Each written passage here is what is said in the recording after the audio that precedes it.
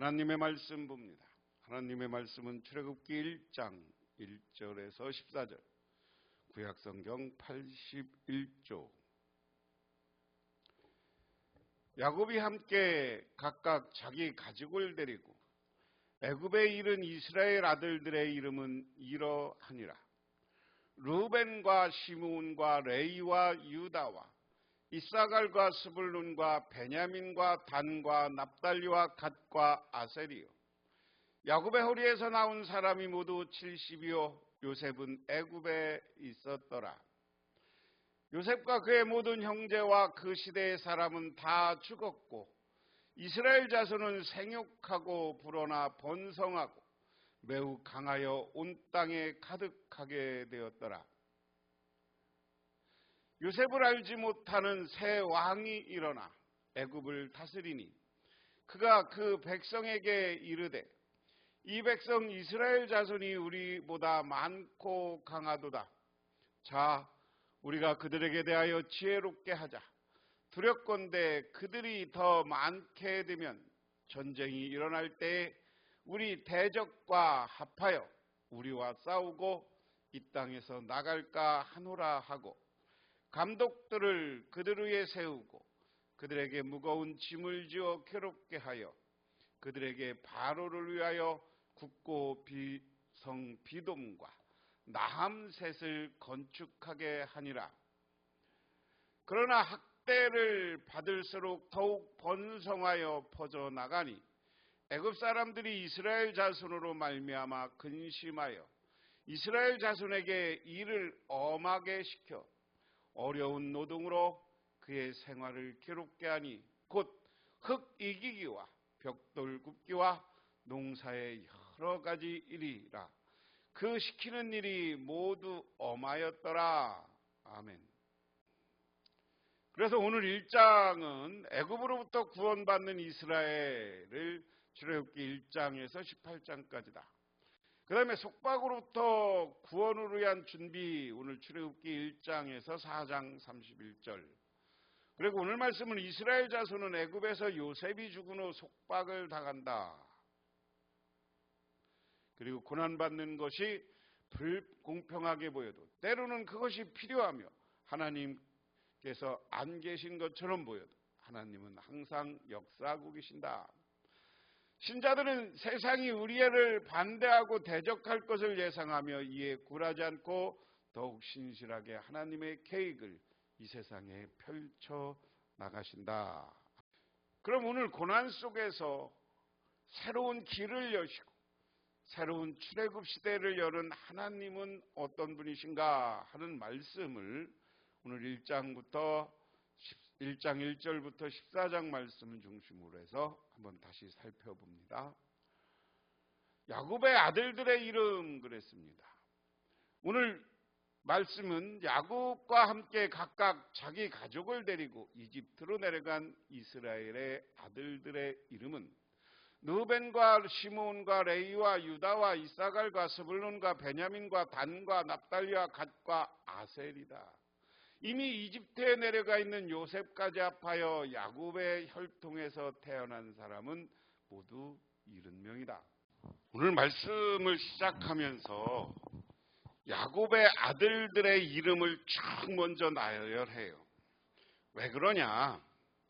창세기 마지막 부분에 요셉이 지난 시간에 배운 건데요.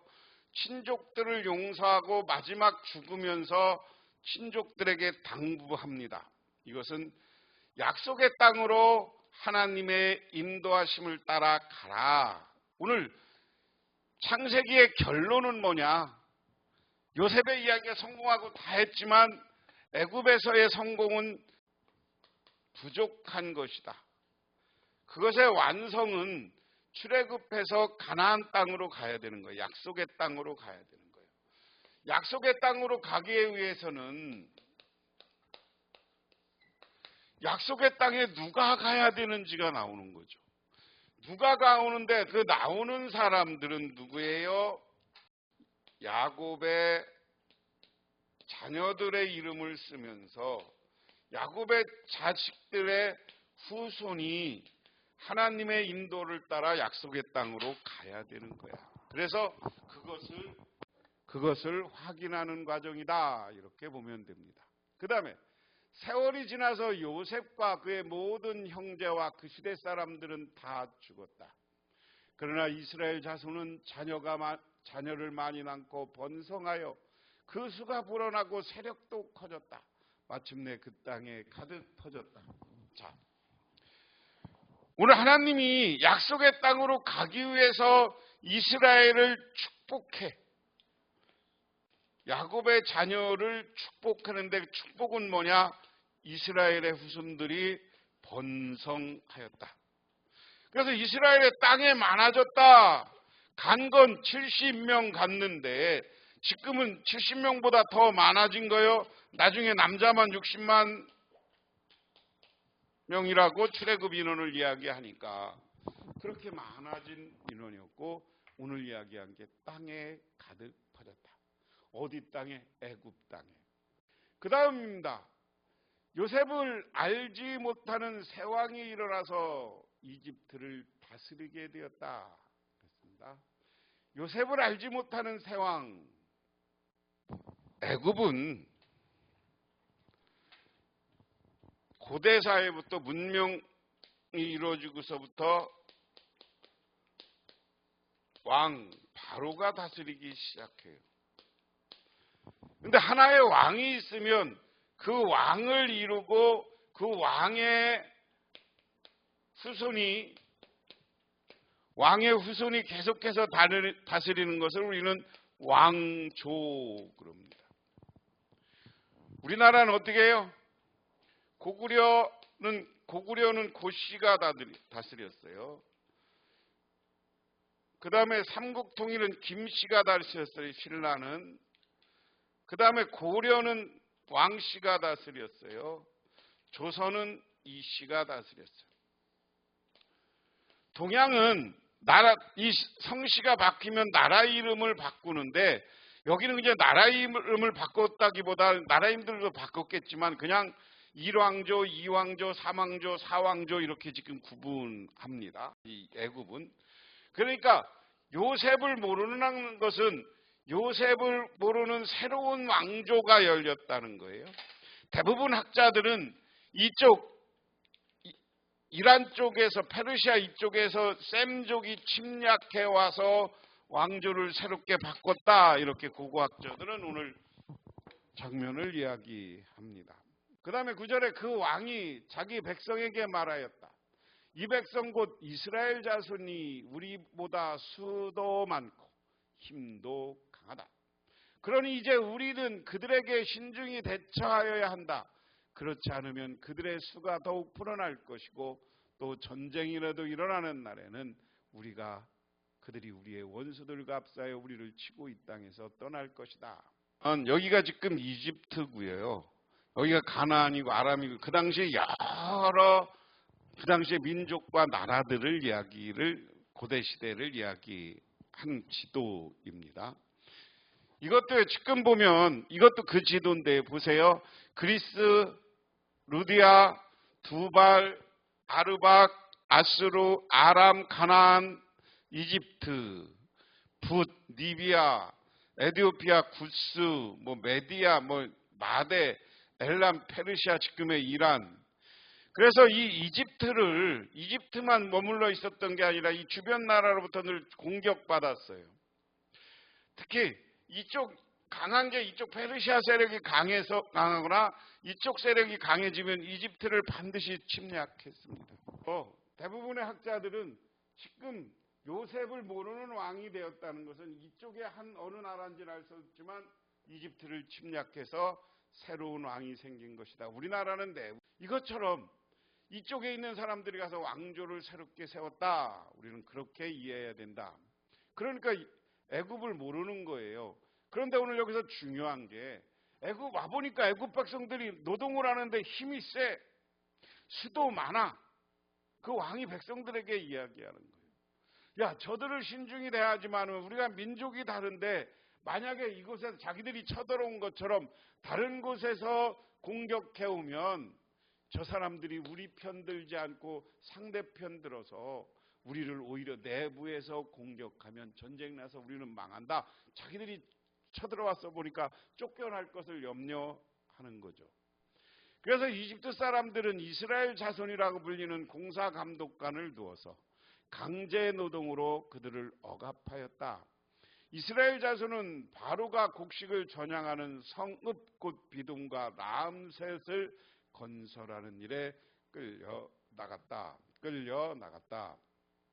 이스라엘 사람들이 여기서 와서 라암셋, 고센 이쪽 지역에서 지금 이쪽에서 살았는데 이쪽 지역에 성 건설하는 일에 끌려가는 것을 이야기한다.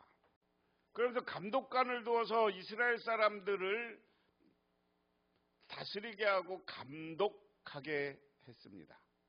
그러나 그들은 억압을 받을수록 그 수가 더욱 불어나고 자손이 번성하였다. 그래서 이집트 사람들은 이스라엘 자손을 몹시 싫어하고 그들은 더욱 혹독하게 부렸다. 이집트 사람들이 흙을 이겨 벽돌을 만드는 일과 밭일을 같은 온갖 고된 일을 이스라엘 자손을 괴롭힘으로 그들의 일은 매우 힘들었다. 일로 이스라엘 자손을 괴롭혔다. 강제 노동을 시켰다는 것. 그런데 오늘 말씀을 통해서 하나 생각해 볼 게 있어요. 여기 이스라엘이 있으면 애굽이 있어. 이 사람들은 인간적인 생각으로 이스라엘 백성들을 억압해. 억압 속에서 이스라엘은 번성한다. 아무리 억압하고 강제 노동을 시켜도 번성했습니다. 자, 크게 보면 이건 사탄의 세력이고요. 이스라엘은 하나님의 세력입니다. 선한 세력입니다. 그래서 반드시 선한 세력이 사탄의 세력을 이기는 거예요. 오늘 이야기 속에서 애굽이 사탄의 세력이 얼마나 선한 세력, 하나님의 백성을 괴롭혀도 그 속에서 함께 하시는